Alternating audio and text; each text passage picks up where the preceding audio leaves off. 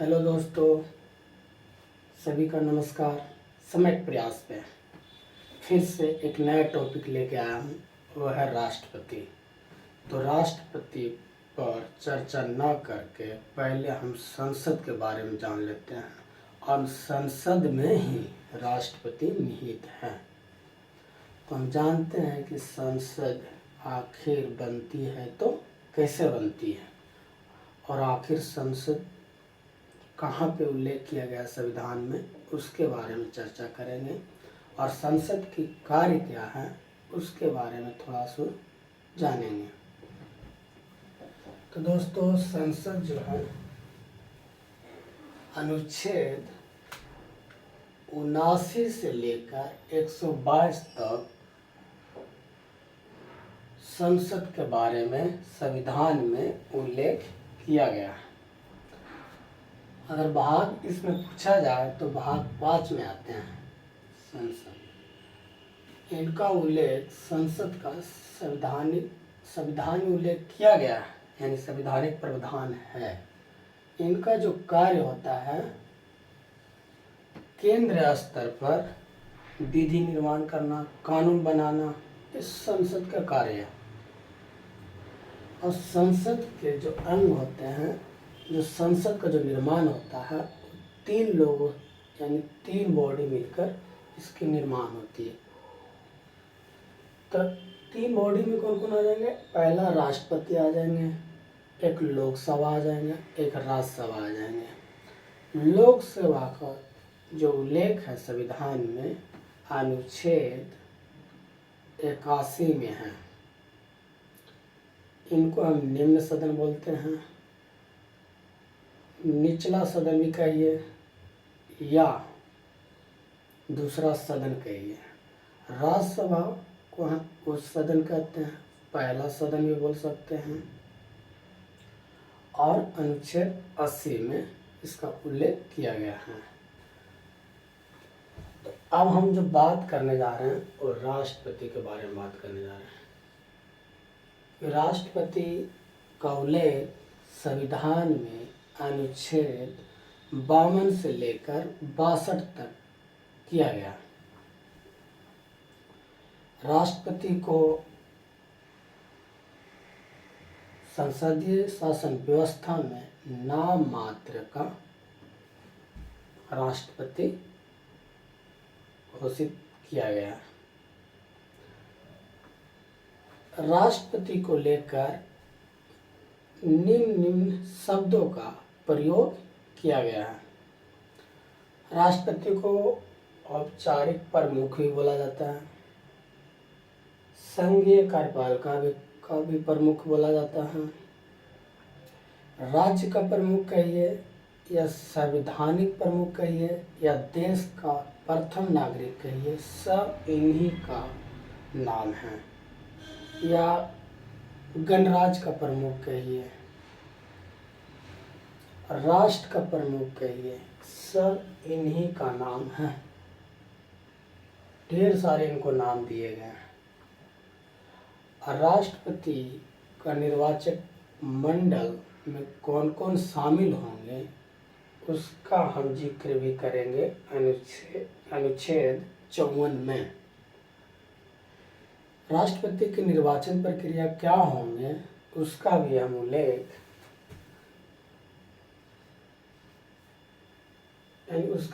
किया गया अनुच्छेद 55 में।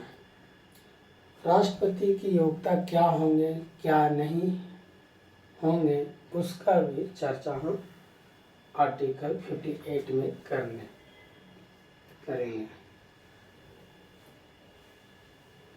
राष्ट्रपति को शक्तियाँ भी दी गई है। शक्तियों को भी 2 भागों में बांट दिया गया। एक सामान्य शक्तियाँ हो गया, ये मान लेते हैं इसको। दूसरा आपातकालीन शक्तियाँ, इसको हम भी मान लेते हैं। तो सामान्य जो शक्तियाँ में कौन कौन आते हैं उसके बारे में हम जानते हैं। पहला सामान्य शक्तियाँ में कार्यपालिका शक्ति, दूसरा जो आएंगे विधायी शक्ति, तीसरा जो होगा न्यायिक शक्ति। राष्ट्रपति को कौन कौन सी न्यायिक शक्ति दी गई है उसको भी हम चर्चा करेंगे समान शक्तियाँ के अंदर। वित्तीय शक्तियों को लेकर कौन कौन सी शक्तियाँ इनको प्राप्त है उसके बारे में भी डिटेल हम चर्चा करेंगे। सैन्य शक्ति क्या है इसके पास भाई, उसके बारे में भी चर्चा करेंगे। और कूटनीतिक शक्ति क्या है उस पर भी हम चर्चा करेंगे। वीटो शक्ति क्या है उसके बारे में भी चर्चा करेंगे। ये सब जितनी भी 7 शक्तियाँ हैं ये समान शक्तियाँ के अंदर आती है। इसको हेर फेर कर सकते हैं, मतलब आपातकालीन शक्तियों में घुसा देगा या आपातकालीन शक्तियों को समान शक्तियों में घुसा देगा, उसके बाद मैच करने के लिए भी बोल देगा आपसे कि पता करिए कि समान शक्तियाँ राष्ट्रपति के इनमें से कौन है। तो ये मत सोचिए कि ये ऐसी हैं, इसमें बहुत डिफ़िकल्ट क्वेश्चन भी बना देता है और ऐसे नहीं आर्टिकल दे के बनाएगा आपको। दूसरी है इधर आपातकालीन शक्तियों में कौन कौन आएंगे, तो आपातकालीन शक्तियों में पहला जो आती है कहते हैं ना राष्ट्रीय आपात, अनुच्छेद 352। इस पे भी चर्चा हम करेंगे कि राष्ट्रीय आपात को लेकर उनको कौन कौन सी शक्तियाँ दी गई हैं। दूसरा उनको राष्ट्रपति शासन लागू करने की भी शक्ति दी गई है राष्ट्रपति को। कब करेंगे राष्ट्रपति शासन लागू उस पर भी हम विस्तार से चर्चा करेंगे।